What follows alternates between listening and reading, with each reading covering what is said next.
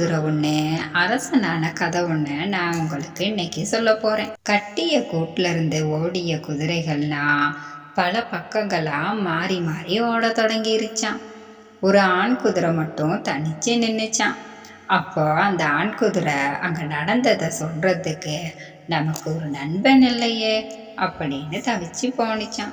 ஏனைய குதிரையெல்லாம் தங்களுக்குள்ளேயே முணுமுணுத்து கொண்டுச்சான். அது என்னென்ன அறியறதுக்காக அந்த ஆண் குதிரை ரொம்பவே முயற்சி செஞ்சிச்சான். ஆனால் என்ன நடந்தது? ஏனைய குதிரையெல்லாம் அந்த ஆண் குதிரையை புறக்கணிக்க தொடங்கிருச்சான். அந்த ஆண் குதிரையும் தனிமைப்படுத்தையும் பற்றுச்சான். பிழையது சரியதுன்னு தெரியாம அந்த ஆண் குதிரை ஒரு மூளைக்குள்ள முடங்கி மௌனமா உறங்கிருச்சான். ஆனா ஏனைய குதிரைகளோ அந்த ஆண் குதிரைய கண்டு கொள்ளவே இல்லையா.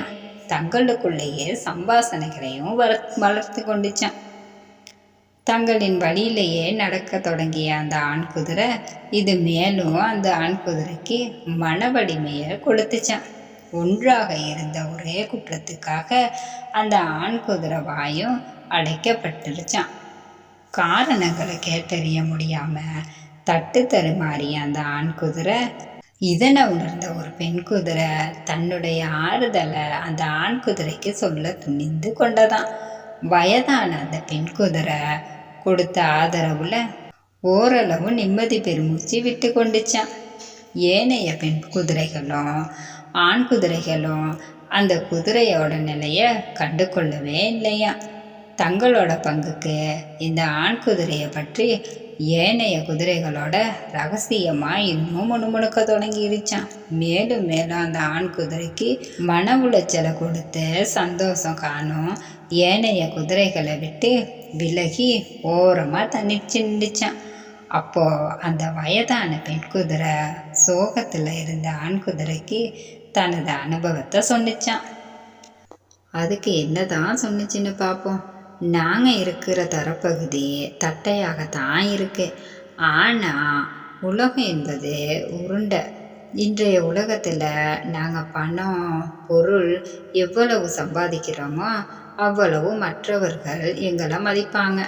ஆனால் நாங்கள் வேறு யாரையும் நம்பி அவர்களிடம் கடமைப்படுகிறோமோ அந்த நிமிடத்திலிருந்து கஷ்டப்பட்டவங்களை யாருமே மதிக்க மாட்டாங்க.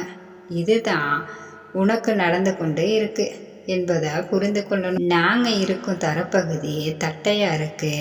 ஆனால் மேடு பள்ளம் மலை கடல் என சீரான பூமியாக இல்லை. இதனால் நாங்கள் பயணிக்கிற போது பல இடைஞ்சல்களும் சந்திக்க நேரிடும்.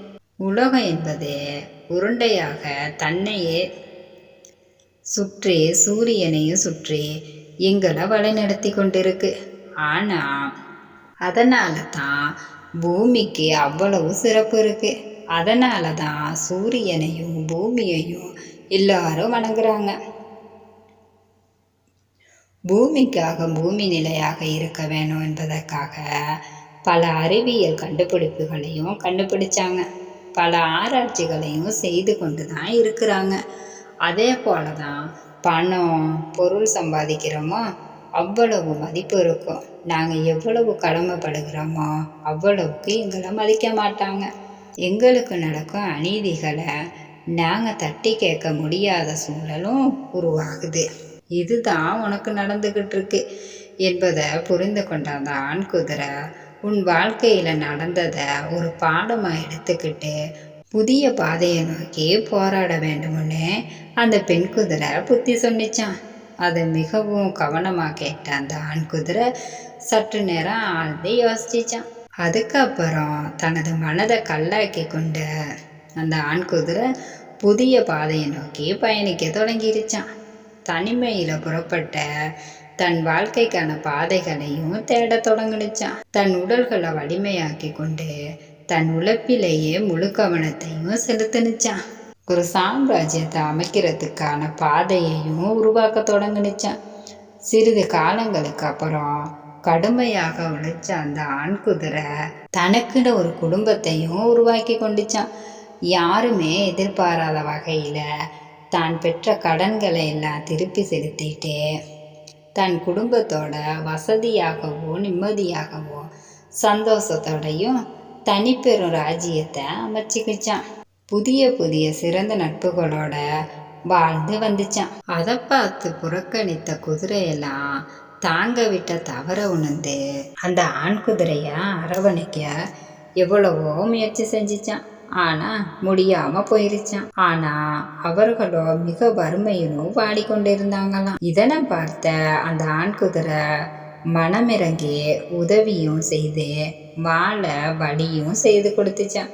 இதனால அந்த ஊர்ல வாழ்ற எல்லா குதிரைகளும் இந்த ஆண் குதிரைய துணிச்சலையும் திறமையையும் பாராட்டி அந்த ஊருக்கே ராஜாவாக நியமித்துட்டாங்களாம். ஒரு விழாவும் கொண்டாடினாங்களாம். எப்போதுமே நாங்க துணிச்சலோடும் நேர்மையாகவும் தைரியமாகவும் பயணிச்சோமே, ஆனா எங்களுடைய வாழ்க்கையில பல வெற்றிகளையும் சந்தித்து சமுதாயத்துல நல்ல மனிதராகவும் வாழ முடியும் என்பதே இந்த ஆண் குதிரையோட வாழ்க்கை எனக்கு பாடமா கற்றுத்தந்திருக்கு. இதுதான் இன்றைய உலகத்தின் நியதி. இதே போல இன்னும் பல கதைகளினூடாக உங்களை சந்திக்கின்றேன். நன்றி.